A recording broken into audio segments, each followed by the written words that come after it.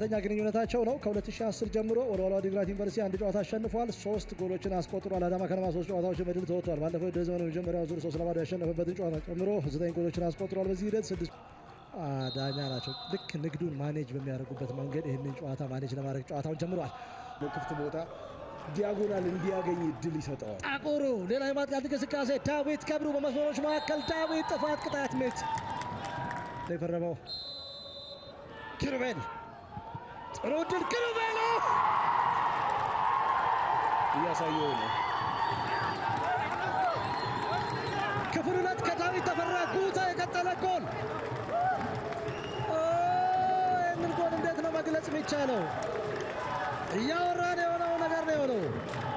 የኪሩቤል ቴሪተሪ በሚገባ አሳይተዋል። ሁለተኛ ጎል እዚህ ጎል ላይ ኢትዮጵያ ቡና ላይ ማስቆጠሩ ይታወሳል። ኪሩቤል ከዚህ ዓለም ውጭ የሆነ ጎል። ምን አይነት ቴክኒክ ነው? ምን አይነት አኪዩሬሲ ነው? ምን አይነት ፓወር ነው?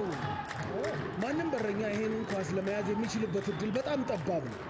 ምክንያቱም በረኛው ናትናኤል ተፈራ የያዘበት ቦታ ላይ 2/3 ወደ ፊተኛው ሜዳ ክፍል አድርጎ 1/3 ላይ ነው የቆመው። ነገር ግን ስራ በሚሰራበት ሰዓት የናትናኤል ተፈራ ትክክለኛ መሆን የነበረበት የሱ ስፕሪንት እዚህ ሰዓት ምናልባት ነቢል አህመድ ሁሴን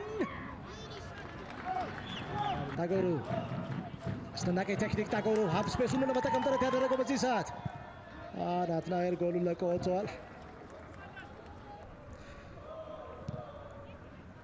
በዚህ ሰዓት ስሞን ማሩ ኳስ አልወጣም። ተሻጋሪ ኳስ ምናልባት እንዳልካቸው ጥበቡ ያለ ተጫዋች ነው። 2011 ከመቀሌ ሰባ እንደርታ ጋር የሄዱ ዋንጫ ያነሳ ተጫዋች የሳሌላ ድል ቢኒያም አይተን ኪምላም ነቢል ኑረዲን በፍጹም ቅጣት ምት ክልል ውስጥ ምናልባት ነቢል ምናልባት ሌላ ማጥቃት እንቅስቃሴ ብዙአየሁ ሰይፍ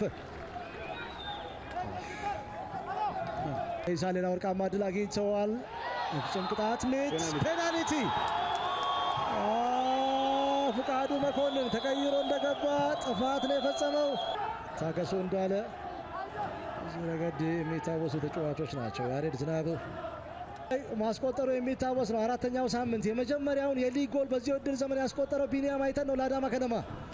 በዚህ ውድድር ዘመን እስከ 3ኛው ሳምንት 0-0 በላቻ ውጤት የተለያዩ አዳማ ከነማ በዚህ ሰዓት ቢኒያም አይተን ቢኒያም ጎል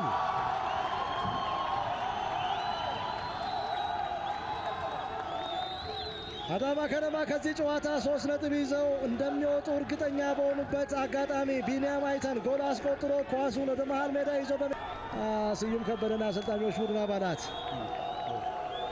ትክክለኛ ውሳኔ የግራ እግሩ ፍቃዱ ነው። አሁን ራሱ ፖዚሽን እየሳተለት እንዲሄድ ያደረገው። ምክንያቱም ልጁ ወደዚህ ወደ ጎሉ ነው እየመጣ ያለው። እሱ አስፍቶ ነው መሄድ ያለበት፣ ማጥበብ የለበትም። ሲያጠብ እግርና እግሩ መሃል ግድ በተቃራኒ አቅጣጫ ነው ጎሉን ያስቆጠረው ቢኒያም አይተን።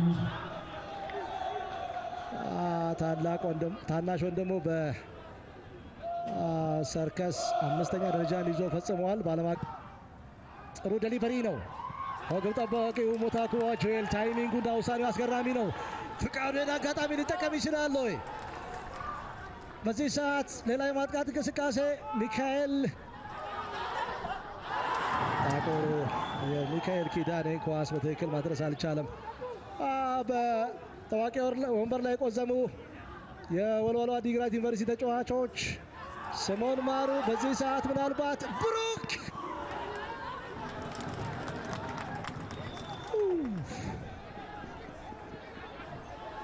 90 ሰከንዶች ብቻ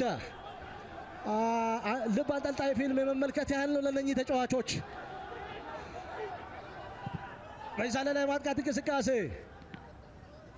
አዳማ ከነማ አሁን ወይም መቼም ከተከላካይ ጀርባ የሚጣል ኳስ ምናልባት ነቢል ኑረዲን የፍጹም ቅጣት ምት የተሰጠበት ቦታ ላይ